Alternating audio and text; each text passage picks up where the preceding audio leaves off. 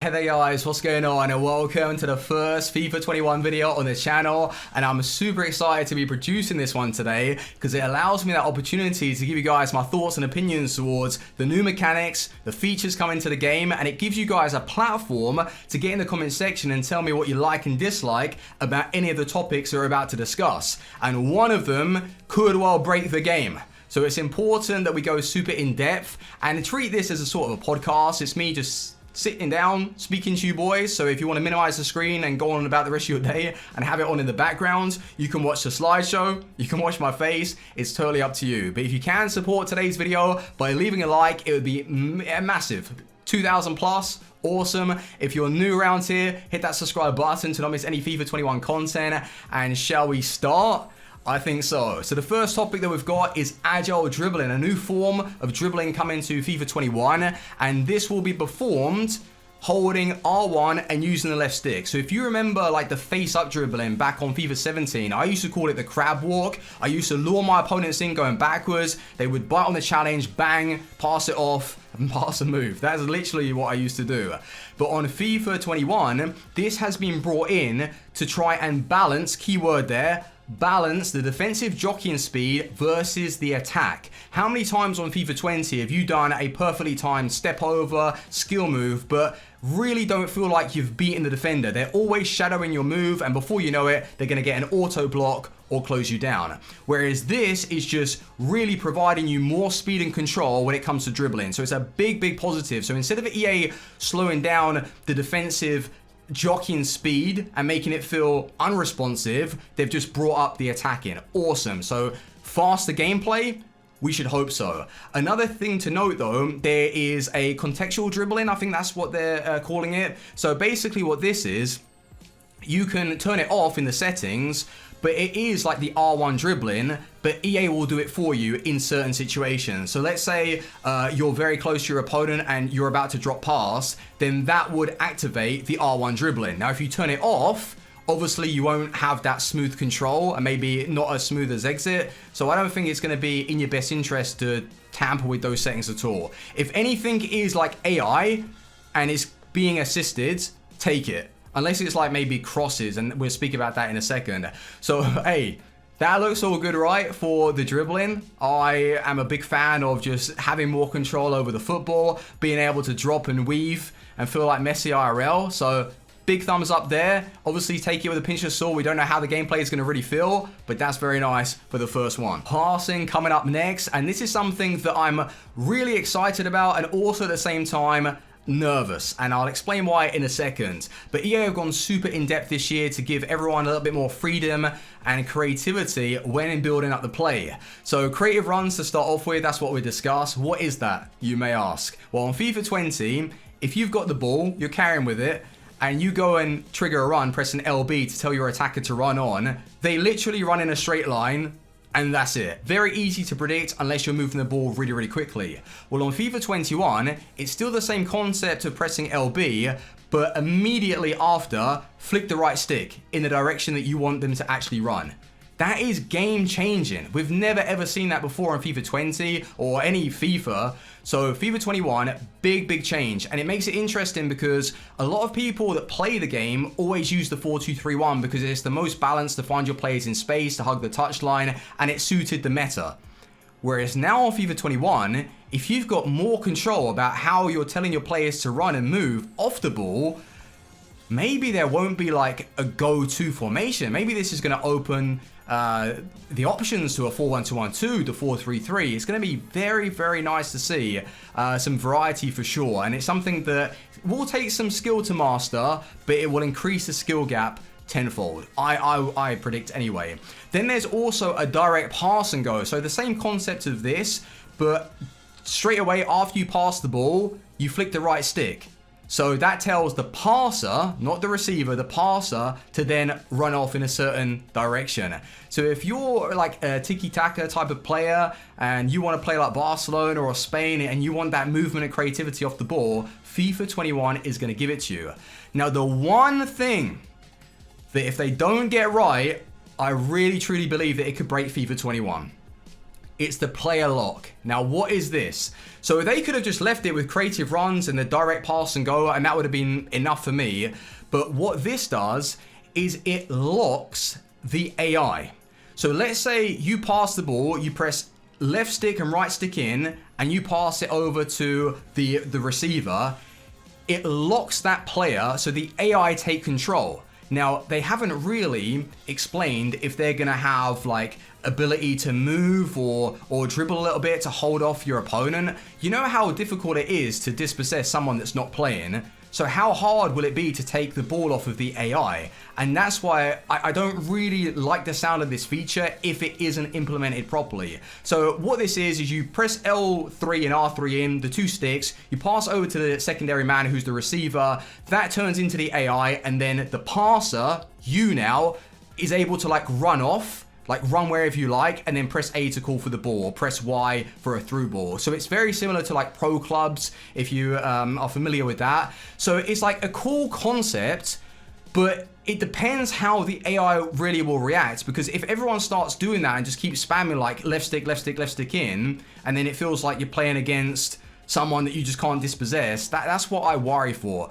But the whole like creative runs and direct pass and go, if you're someone that really wants to research and practice, I think that could be game changing. I really like that feature, and it is different. It's not like a gimmick in a way where they have time finishing that it was just so unnecessary. This is really cool. And I think that is definitely going to open up different formations and styles. I love it. Personalities, huge for FIFA 21. Let me tell you, EA have put an emphasis on awareness this year. So if in the attack, it would be attack positioning, and defensively, it would be defensive awareness. So let's take Kevin De Bruyne, for example. He's ready to make a run, and the passer, you, are powering up a pass.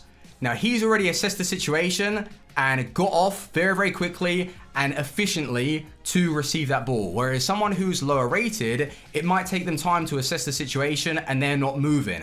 So with a lower rated team, what I find interesting is maybe it would be in your best interest to use a fast build-up tactic, because that tactic specifically overrides attack positioning. Obviously, it's not going to be as controlled because players will be moving, but at least you'll have more responsiveness when using a lower rated side. So I'm not going to say it's the meta. Definitely when you get your hands on like the better players playing a balanced style and allowing the AI to move for you, it's definitely going to be a much better tactic to run against the better players. But yeah, at the start of the game, I might test that out. So fast build-up play, remember that, what I've just said. But they also want to focus on defensive awareness, because defenders like Puyol and all of these slower cards, they just don't really perform like their counterparts, how they used to play anyway, IRL. So defensively, the stats that you're going to be wanting to pay attention to, obviously pace will help, but defensive awareness and aggression, those are the two stats that are going to help you dispossess your opponents. And let's say you have two defenders that are high rated, a lot of defensive awareness, they're going to be able to use a two-man press for your opponent that is trying to catch you on a counter-attack. So if you've got a corner and their opponent's striker is just hanging around the halfway line, they will press and keep tight, basically defend for you. So there's a little bit more pay to win, and fullbacks with high defensive awareness, they're going to be able to read the game a little bit better, and they won't be as passive. They'll keep tight and defend properly. And this goes for midfielders as well, how they're able to track runs. So really, the key word here is defensive awareness. If that means a player like Vidic, if he were to receive an icon card, is going to be really OP, and it will help them get more blocks in, which they said that it does. So that's awesome. Maybe FIFA 21 is the game that's going to change everything. So instead of just using like, I don't know, well, Joe Gomez will be pretty good now. I'm trying to think of like someone who's just rapid.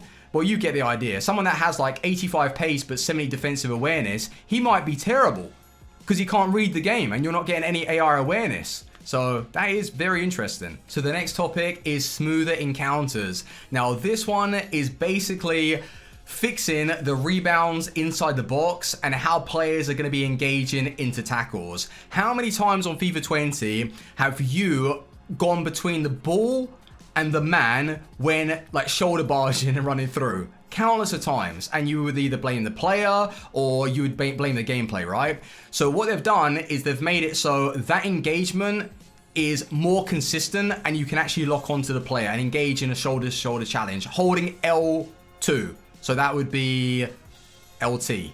I'm pretty sure. So anyway, it's just a left trigger button. So that is what you're going to be wanting to do when you're tracking back and trying to break up the play if your opponent has got in front of you. Another thing is that they're going to try their best to stop the rebounds and how your players are reacting to the game. Because on FIFA 20, it's just mad, right? As soon as one rebound occurs inside your box, if your player is on the floor, the other guy on your team will literally just run and stack it over them. They will collide heads. They just don't have any awareness. And EA, from what I've seen, like the actual video evidence as to how a player is going to react, it is huge. Like, they are so much more controlled and there are going to be less rebounds.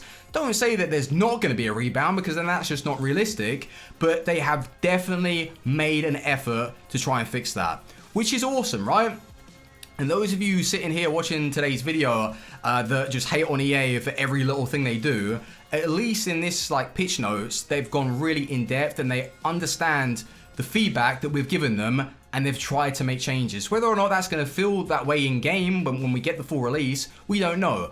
But going off the pitch notes, this does sound really, really good, and music to my ears, right? Less rebounds, more control going into the tackles. Awesome. I really, really like it. Now, another thing that will be returning to the game is headers. Headers are back, but don't panic, they are all manual. Now, you can turn assisted on if you're playing offline, I believe it is, but it's mandatory to have it on manual, so you're not going to have the option when you're playing online, foot champs, and any foot game mode. So manual heading, at least there's going to be some form of skill involved. Like, if you hit a header properly, then fair enough. If you want to put in the time to practice manual headers, awesome. If that's your style, you should be able to play however you like.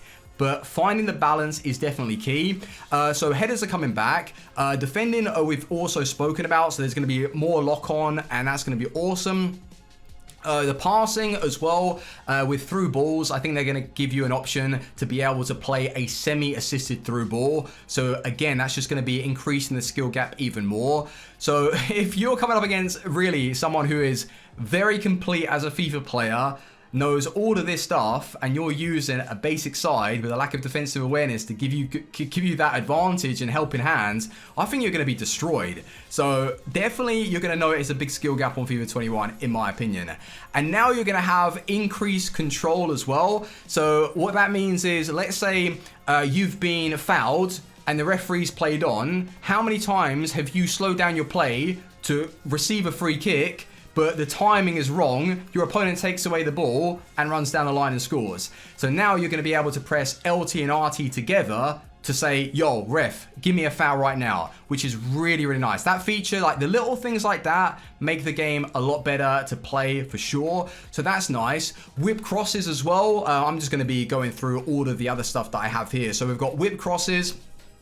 So similar to like Trent Alexander-Arnold, how he puts those power ones around the side of a defender, and they're dangerous, so you're going to be able to run into those. Hopefully they're not overpowered, and it's something that we're going to have to be aware of. So EA, make sure you balance those out. Skill moves, they've removed the penalty of chaining a skill move. So instead of you now only being able to do 2 on FIFA 20 without having some error, you're going to be able to do 3. Now, what is interesting is that they've said that the lesser skill moves, so the ball rolls, you're going to be able to do as many as you like. So I wonder on FIFA 21, to be able to reset the chain, Elastico ball roll hill to hill, or like hill to hill ball roll Elastico. So that's going to be from experience and testing it out and see what feels good. Because I used to love that on FIFA 19. I used to always like at least do 2 clean skill moves and beat my opponents that way. Whereas FIFA 21, I didn't feel as good with them. And especially with how quick the AI are to like adapt and just control the defensive areas. Like, it's just mental. You don't really get a chance to run away from them. But FIFA 21, they've made the improvements there. So that's awesome. You can also cancel the skill moves, depending on which one it is, obviously, with LTRT. So as soon as you perform it, hold those 2. And what is also cool is every single player on this game is going to be able to do a 5-star skill. But depending on their quality, the dribbling agility and all that balance, they might not be able to pull it off, and there's going to be some error. Andy Carroll with an Elastico, I love it. You know, that's awesome. Imagine if you get hit by Andy Carroll's Elastico and they score a 90th minute winner in the weekend league. That's going to feel bad, right? It's going to feel great. Everyone wants to be conceding goals in the 90th. And also quality of life improvements. This is a funny one, right? So the shush is gone. No more shushing. No more toxicity in FIFA 21. Oh, there'll be toxicity for sure. Reduce the length of celebration. Everyone keeps having a go at me because I watch celebrations. I'm sorry. Well, now I've got no choice. They're going to be cutting that short, so no complaints there. Quick tactics. This is massive, right? I have found myself in so many games controlling it, and then in the second half, my opponent goes constant pressure, and I'm absolutely screwed. The game is literally playing for him. Now, there is a cool down period, and you're going to have to keep pressing team press. So for a short period of time, you're going to have that initial press, and then they're going to cool off, and it might take you like 10, 15 seconds. And they've brought this measure in place so people don't abuse it and spam it. Love it. I don't even use team press myself. I use manual like player switching. But then, because they have lowered the jockeying speed for the attackers, because it takes into consideration the defensive awareness, it might be a lot harder to put on pressure now. So that's something that you want to keep in mind. The offside trap, you can manually switch to a player, which is cool. So if you do an offside trap and you use the right stick and flick, you can get one of those players just in case you screw up. And there is also a rewind feature, which is pretty interesting, right? For FIFA 21, if you're playing kickoff, you can't do this online, but let's say if you've ever played like a racing game and you've made a mistake, you can go like 10, 20 seconds back and repeat it and take that corner again. It's the same concept. So if you've screwed up with a skill move or that skill move wasn't right in that situation, you can rewind and do it again. That's cool. That will really help to improve yourself as a FIFA player. So I think I've discussed all of the topics that I wanted to go over. I don't think I've missed anything out. We've discussed the passing, the creative runs, and the one thing that I'm worried about is the lock-in one. So you press L3, R3, or the two sticks, and the AI take control. I don't really like that so much, but I guess it just depends on how EA are going to implement it, like I've said.